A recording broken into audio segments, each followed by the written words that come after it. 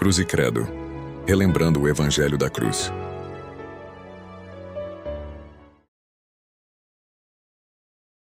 Por isso eu convido que você abra sua Bíblia no Evangelho de João, capítulo 17. Minha pretensão não é expor exaustivamente todo o capítulo, nós vamos abordar apenas uma temática dele, mas precisaremos de todo o capítulo. Nós iremos ler alguns versículos chaves.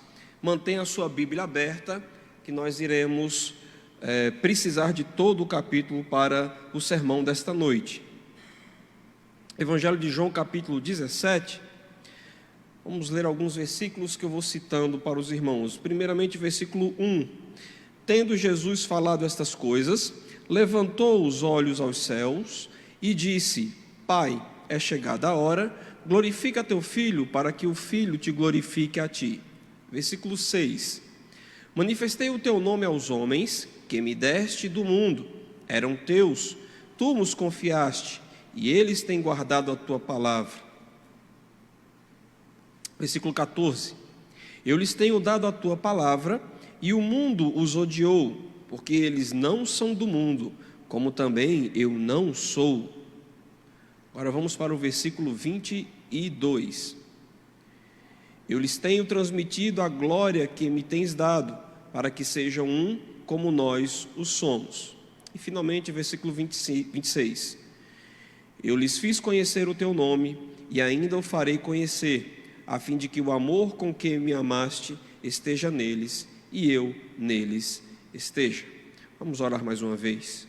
Senhor nosso Deus, nós queremos nesse momento pedir que o teu Santo Espírito fale aos nossos corações. Peço-te a tua ajuda para que eu possa expor com fidelidade a tua palavra e que venha falar tão somente as coisas referentes a ti e ao teu Santo Espírito. Nós assim te oramos em nome do Senhor Jesus Cristo. Amém. Como falei anteriormente, no penúltimo sermão da série, nós iremos falar a respeito de crer em Cristo implica em ter a sua intercessão. O Senhor Jesus Cristo intercede por nós. Isso é um tema extremamente relevante, porque nós temos hoje no romanismo o ensino herege da intercessão da Virgem Maria. Nós não encontramos base bíblica para isso. Além do mais, o romanismo ensina que nós temos a intercessão dos santos, e diga-se de passagem, aqueles que já morreram e que a Igreja Católica Romana considera como santo. E esse tipo de pensamento, de doutrina, de ensino, nós não encontramos respaldo em algum nas Sagradas Escrituras. Nós oramos sim uns pelos outros, nós intercedemos sim uns pelos outros, nós já fizemos isso aqui à noite. Agora, quando o próprio Deus, na pessoa de Cristo, intercede por nós, roga por nós, faz esta oração por nós, aí nós veremos a importância disso, e mais ainda, quais as razões que levaram Jesus a fazer essa oração por nós, e as implicações dessa oração em nossas vidas. E isso está relatado nesse texto, no capítulo 17 de João. Jesus estava nas suas últimas horas aqui na terra. Nos capítulos anteriores ele estava falando a respeito do Espírito Santo, da sua missão, da obra do Espírito Santo. O Senhor Jesus também consola os seus discípulos, e após isto, ele eleva os olhos aos céus e faz o que um pregador do século 17 falou, a maior oração oferecida na terra, e ao mesmo tempo, o maior sermão já pregado na terra. É uma das passagens mais ricas e sublimes que nós temos nas Sagradas Escrituras. É uma das declarações mais impactantes que nós temos na palavra de Deus. Nestes momentos que antecedem o martírio do Senhor Jesus Cristo, logo após ele dar as instruções aos seus discípulos, o Senhor Jesus Cristo ora, mas não é uma oração aleatória, é uma oração fundamentada. E eu quero chamar a atenção para os irmãos que a fundamentação da sua oração é a obra do Senhor Jesus. Ou seja, Jesus roga pelos seus discípulos a partir de algumas dádivas concedidas por Ele mesmo. Ou seja, seus pedidos são oriundos de sua obra. E o que Jesus fez? É isso que nós vamos ver. E é quase que um resumo do trabalho, do ministério do Senhor Jesus Cristo aqui na terra.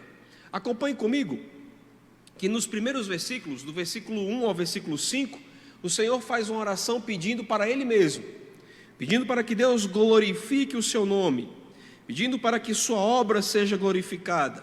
Ele fala a respeito também do que fez.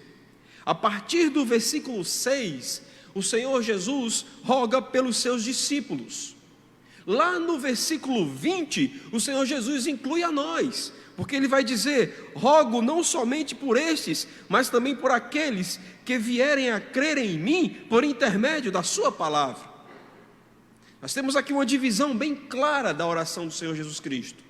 Mas o que eu quero chamar a atenção é que antes de cada petição, o Senhor Jesus Cristo fundamenta a sua petição em algo que Ele fez. Versículo 6: manifestei o teu nome aos homens. E esta é a primeira ação do Senhor Jesus Cristo, em manifestar o nome de Deus. E a ideia aqui é apresentar o próprio Deus, apresentar os atributos de Deus, apresentar os propósitos de Deus. Em João capítulo 15, no versículo 15, está projetado aí, pode ir passando. Jesus diz: já não vos chamo de servos, porque o servo não sabe o que faz o seu senhor, mas tenho-vos chamado de amigos, porque tudo quanto ouvi de meu Pai, vos tenho dado a conhecer. O Senhor Jesus manifesta o propósito, os atributos, manifesta o próprio Deus aos seus discípulos, a nós. E Jesus manifestou o nome de Deus àqueles que são de Deus. Esses que são de Deus receberam a palavra de Deus, e eles têm algumas características. Vejamos as características que fazem parte daqueles a quem o Senhor Jesus manifestou o nome do nosso Deus. Essas pessoas, elas são dadas por Deus a Cristo. Olha o versículo 6: manifestei o teu nome aos homens que me deste do mundo, eram teus, tu nos confiaste, e eles têm guardado a tua palavra. Primeira característica aqui, que não são quaisquer pessoas, pelo contrário, são aqueles que o próprio Deus deu ao Senhor Jesus Cristo, confiou a Jesus Cristo. E você pode conferir em João capítulo 6, versículo 38 e 39, quando Jesus Cristo diz: eu desci do céu não para fazer a minha própria vontade, e sim a vontade daquele que me enviou, e a vontade daquele que me enviou é esta, que nenhum eu perca de todos os que me deu, pelo contrário, eu o ressuscitarei no último dia. É assim que funciona o mecanismo da salvação. Deus elege os seus, Deus escolhe os seus e leva a quem? A Jesus Cristo, que garante a salvação deles. Percebam como funciona o mecanismo. Mas estes homens têm outras características. A segunda delas é que eles guardam a palavra de Deus. É por isso que está escrito no versículo 6: eles têm guardado a tua palavra. Se você conferir com a mensagem que o Senhor Jesus proferiu em João capítulo 8, versículo 51, que nós pregamos aqui, uma das implicações de crer em Cristo, o Senhor Jesus diz: em verdade vos digo, se alguém guardar a minha palavra, não verá a morte eternamente. E estes homens têm guardado a palavra de Deus, têm guardado os seus preceitos. A palavra de Deus faz sentido para as suas vidas. A palavra de Deus é importante para cada um deles. Uma outra característica, nós vamos ver no versículo 7, quando Jesus diz: agora eles reconhecem que todas as coisas que me tens dado provêm de ti. Ou seja, estes homens conhecem a Cristo pela sua obra. Agora eles reconhecem que todas as coisas que me tens dado provêm de ti. E também conhecem a sua missão. Por isso que está registrado aqui: creram que saí de ti e creram que tu me enviaste. Então a primeira coisa é, o Senhor Jesus Cristo faz uma ação, Ele manifesta o nome de Deus a estes homens, com estas características. E pelo fato de Jesus ter manifestado o seu nome a estes homens, agora sim o Senhor roga por estes homens, e apenas por eles. E quais são os pedidos? O que é que Jesus pede? Primeira coisa é que Deus os guarde. Versículo 11: já não estou no mundo, mas eles continuam no mundo, ao passo que vou para junto de ti. Pai Santo, guarda-os em teu nome que me deste, para que eles sejam um, assim como nós. O primeiro pedido é que o Senhor Jesus faz é que Deus os guarde. Agora, por que Jesus pediu para que Deus os guardasse?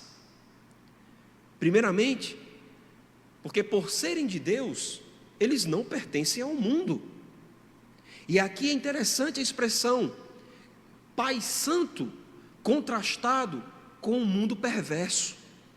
O mundo perverso aqui é contrastado com a expressão Pai Santo, porque o Pai é muito mais poderoso do que o mundo.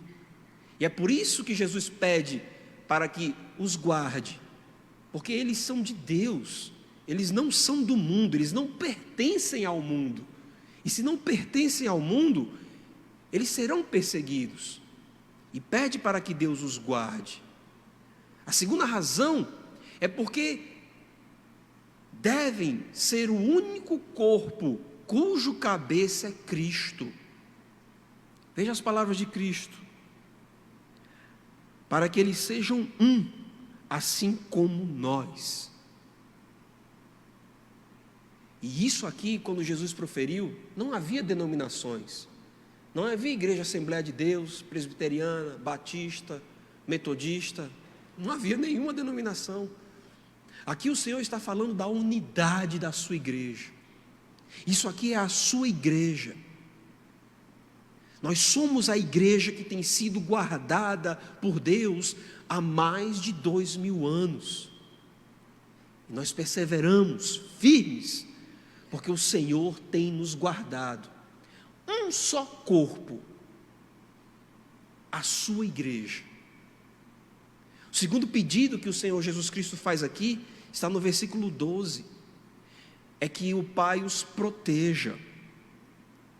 Quando eu estava com eles, guardava-os no teu nome que me deste, e protegi-os, e nenhum deles se perdeu, exceto o filho da perdição, para que se cumprisse a Escritura. Mas agora vou para junto de ti, e isto falo no mundo, para que eles tenham o meu gozo completo em si mesmos. E essa proteção que Cristo pede é para que o Senhor nos proteja, porque Cristo, enquanto estava nesta terra, Ele guardou, protegeu cada um daqueles que o Pai enviou. Só que imagine a situação de Jesus. Ele estava partindo, estava indo para junto do Pai, e pediu para que o Pai os protegesse, para que do mesmo jeito que Jesus, protegendo, nenhum deles se afastou, se desviou espiritualmente, que o Senhor Deus também os guardasse, para que nenhum deles se perdessem espiritualmente. E o Senhor Jesus faz questão de mostrar aqui que, exceto o filho da perdição, esse já estava destinado a ser perdido para que se cumprisse as Escrituras. Esse não havia nada o que pudesse ser feito, mas os demais não. O Senhor Jesus protegeu e diz: agora eu estou indo para junto de ti, e ó Pai, do mesmo jeito que eu não deixei que nenhum desses perecesse espiritualmente, também os proteja, para que nenhum deles se percam espiritualmente. Então esses dois pedidos, para que Deus os guarde do mundo e que os proteja espiritualmente, é oriundo da ação de Cristo em ter manifestado o nome de Deus a estes que são de Deus e que foram dados do próprio Deus ao Senhor Jesus Cristo. Vamos à segunda ação de Cristo, que gera mais um pedido, está no versículo 14: eu lhes tenho dado a tua palavra, e o mundo os odiou, porque eles não são do mundo, como também eu não sou. Ou seja, o Senhor Jesus deu a palavra de Deus aos seus discípulos. E quais as características daqueles que recebem a palavra de Deus? Primeiramente, estes não são do mundo, eles são cidadãos do reino de Deus, são peregrinos neste mundo, não se prendem às coisas desta terra. Essa é a primeira característica. A segunda característica é que, se eles não são do mundo, automaticamente eles não concordam com o sistema mundano, que se opõe ao Evangelho, que se opõe à palavra de Deus, que se opôs a Cristo. Do mesmo jeito que o mundo se opôs e odiou a Jesus Cristo, ele também vai fazer com aqueles que seguem a Jesus Cristo. Por isso, a segunda característica é que esses homens são odiados pelo mundo, porque não compactuam com esse sistema pecador que se opõe à vontade de Deus. Então, diante dessas características, pelo fato de Deus, de o Senhor Jesus Cristo ter dado a palavra de Deus a estes homens, ele faz mais uma petição. Versículo 17, ele pede ao Pai que os santifique. Santifica-os na verdade, a tua palavra é a verdade. E por que Jesus ora por nossa santificação? Uma das respostas, irmãos, é porque desse modo é que devemos ser guardados do mundo mau, por meio da santificação. Se não somos do mundo, logo somos separados do mundo. Se somos separados do mundo, somos santos. Nós entraremos em mais detalhes sobre esse assunto no próximo mês, no último sermão da série, que vai tratar crer em Cristo implica em ser santificado. Por ora, vejamos apenas algumas implicações desse pedido. E a primeira delas, o Senhor Jesus Cristo fala que nós permanecemos nesse mundo para cumprirmos a missão de Cristo destinada a nós. Jesus podia muito bem ter dito: tira esse povo do mundo, leva logo para o céu, vamos fazer logo a festa no céu. Não, mas ele diz, versículo 15: não peço que os tires do mundo, e sim que os guardes do mal. Por que Jesus faz esse pedido? Porque, em primeiro lugar, nós somos enviados ao mundo para testemunharmos a respeito de Cristo. Nós não podemos sair daqui. Veja o versículo 18: assim como tu me enviaste ao mundo, também eu os enviei ao mundo. Assim como Cristo anunciou o Pai a nós, precisamos anunciar Cristo àqueles que são eleitos de Deus nesse mundo. Perceba como faz todo sentido. Primeiro, Jesus manifesta a palavra de Deus a nós. E pelo fato de manifestar essa palavra, o mundo nos odeia porque nós não somos do mundo. Nós não podemos sair do mundo, porque nós precisamos pregar esta palavra de Deus ao mundo do mesmo jeito que Cristo pregou a nós. E é por isso que Jesus diz: santifica-os na tua palavra, esta palavra que foi concedida a estes. E a segunda razão porque nós precisamos permanecer neste mundo é porque nós somos separados para transmitir essa palavra. Não apenas testemunharmos a respeito de Cristo, mas também transmiti-la. E transmiti-la do mesmo jeito que Cristo transmitiu a palavra de Deus. Isso está registrado no versículo 20. Não rogo somente por estes, mas por todos aqueles que vierem a crer em mim, por intermédio da sua palavra. Precisamos transmitir para que outros creiam. Essa é a fundamentação do segundo pedido do nosso Senhor Jesus Cristo por nós. E eu falo por nós porque Ele pede aos seus discípulos e pede também por nós, porque aqui está incluso não somente por estes, mas por aqueles que vierem a crer em mim, e nós cremos nele. Aqui está incluído a igreja do Senhor, aqui está incluído nossas vidas. Terceira ação de Cristo que gera mais um pedido, nós vamos encontrar no versículo 22. Eu lhes tenho transmitido a glória que me tens dado, para que sejam um como nós o somos. Vamos recapitular aqui para que os irmãos não percam a linha de raciocínio. Primeiro, o Senhor Jesus manifesta o nome de Deus. Segundo, o Senhor Jesus Cristo afirma que deu a palavra de Deus. Em terceiro lugar, o Senhor agora mostra que transmitiu a glória de Deus. Eu dei-lhes a glória que a mim me deste. A ação de Cristo aqui mostra como a igreja está ligada a Deus por meio de Cristo. Como cada um de nós está ligado a Cristo. Isso podemos ver lá em João capítulo 15, versículo 14. Quando Jesus diz: permanecei em mim e eu permanecerei em vós. Como não pode o ramo produzir fruto de si mesmo, se não permanecer na videira, assim nem vós o podeis dar, se não permaneceis em mim. É fundamental que permaneçamos no Senhor. O Senhor transmitiu esta glória para que pudéssemos ser um com Ele e Ele com o Pai. E é essa unidade que Ele está mostrando aqui. A mesma coisa quando o apóstolo Paulo vai dizer isso também, em Colossenses capítulo 1, versículo 27.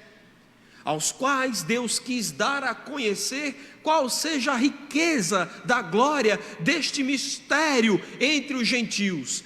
Isto é, Cristo em vós, a esperança da glória. Gálatas 2:20, o apóstolo diz: logo, já não sou eu quem vivo, mas Cristo vive em mim.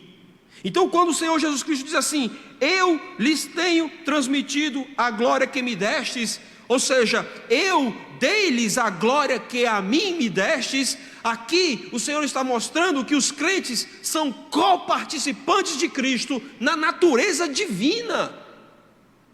E isso fica claro quando o apóstolo Pedro diz em 2 Pedro 1,4: pelas quais nos têm sido doadas as suas preciosas e muito grandes promessas, para que por elas vos torneis coparticipantes da natureza divina, livrando-nos da corrupção das paixões que há no mundo. Em outras palavras, nós temos a natureza de Cristo, porque Cristo recebeu a glória de Deus e transmitiu a sua glória aos seus servos, a todos nós. E por causa disso, agora nós temos mais 2 pedidos. Quais são eles? Primeiro, a repetição do versículo 11, para que eles sejam um. Veja o versículo 23: eu neles e tu em mim, a fim de que sejam aperfeiçoados na unidade, para que o mundo conheça que tu me enviaste e o amaste, como também amaste a mim. Essa unidade, ela é interna, ela é orgânica, ela não é de fora para dentro, ela é de dentro para fora. É fundamentada na sua palavra, não uma unidade ecumênica, não uma unidade que vamos nos juntar aqui para ficar todo mundo junto, não. O que nos solidifica como um só é a santidade.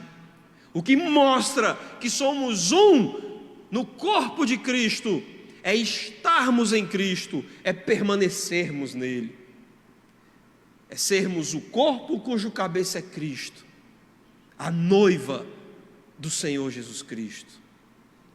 E agora vamos ao último pedido, fundamentado nesta glória, um pedido inefável, um pedido de ternura inigualável, um pedido que está relacionado com João capítulo 14, versículo 3. O que é que diz lá? E quando eu for e vos preparar lugar, voltarei e vos receberei para mim mesmo, para que onde eu estou estejais vós também. Vamos ver esse pedido, voltando para o texto. Versículo 24. Pai, a minha vontade é que onde eu estou estejam também comigo os que me deste, para que vejam a minha glória que me conferiste, porque me amaste antes da fundação do mundo. Vocês conseguem perceber aqui? O Senhor diz: eu quero, a minha vontade é que eles estejam junto comigo, contemplando a minha glória junto a ti, esta glória que me deste antes da fundação do mundo, para que eles vejam que eu criei todas as coisas junto contigo, que nós somos um. Pai Santo, eu estou indo para junto de ti. O meu desejo é que eles fossem junto comigo, para o nosso lar celestial.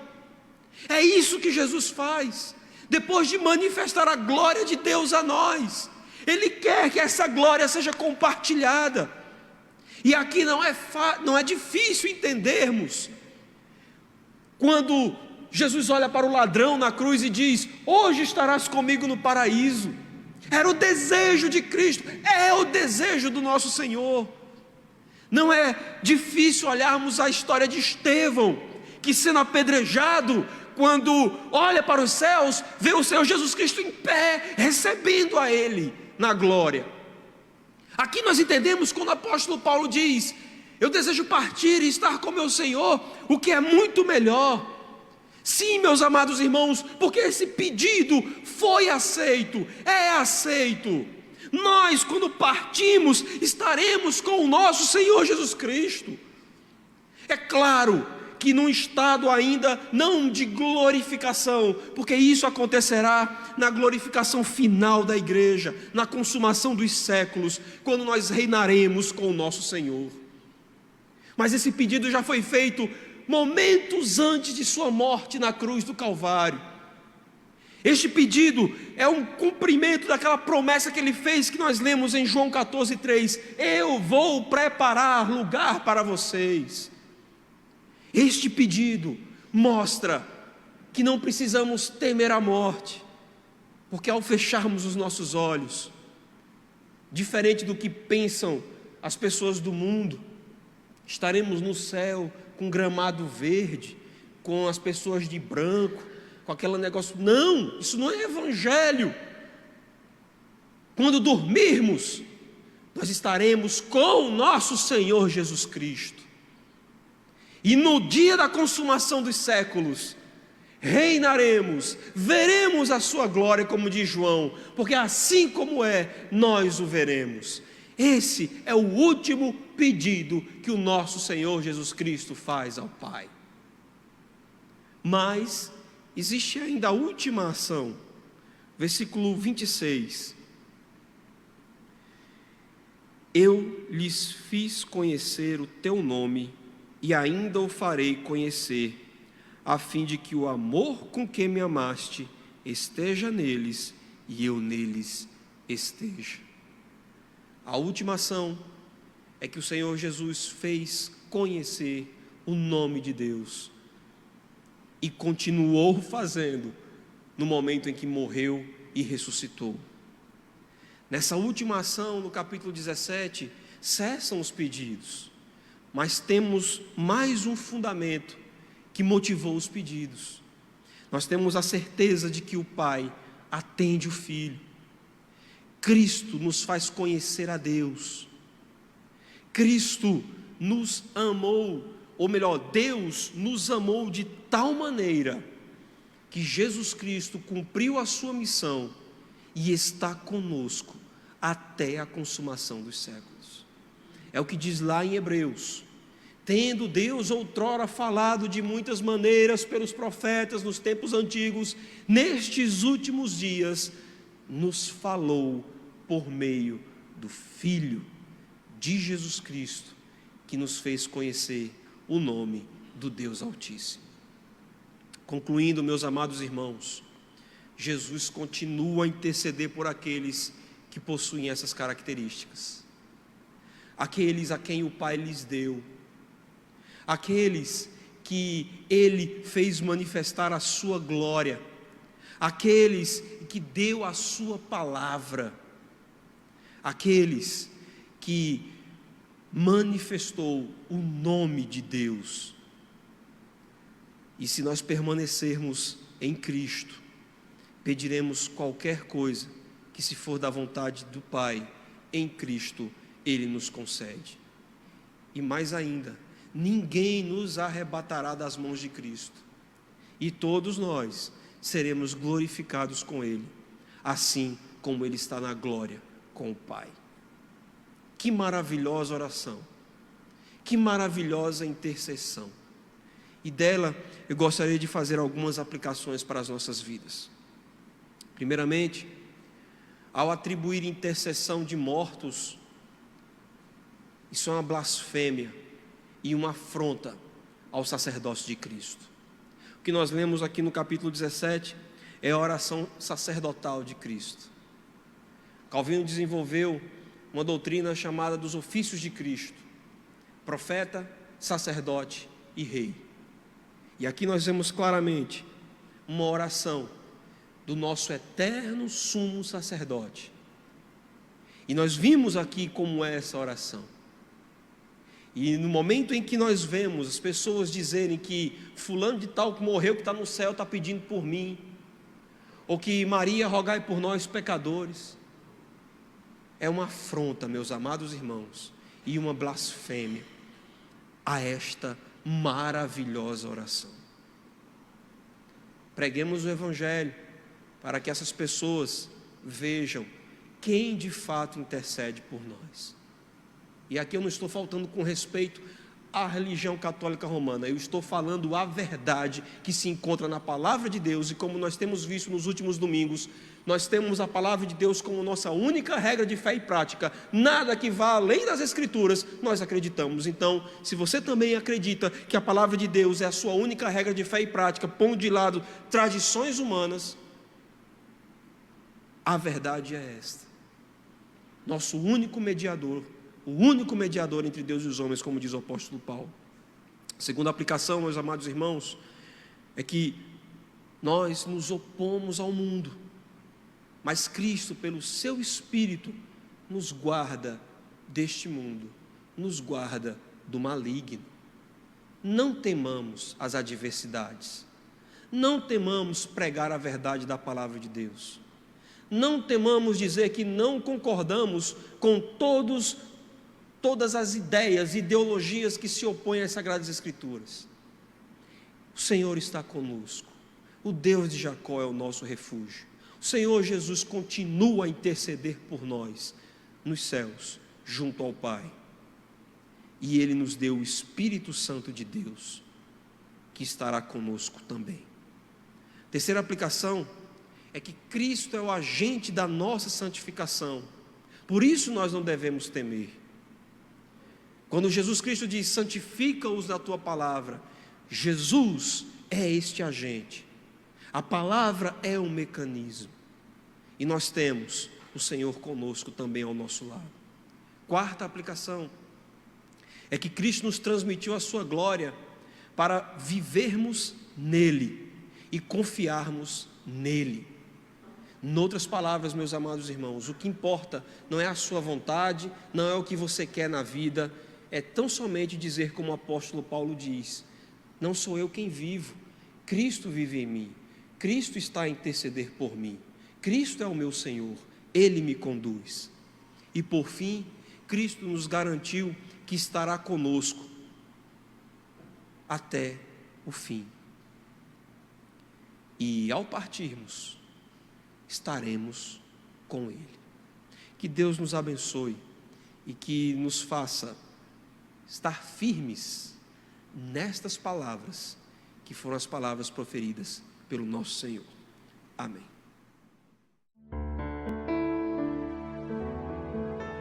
Cruz e Credo, relembrando o Evangelho da Cruz.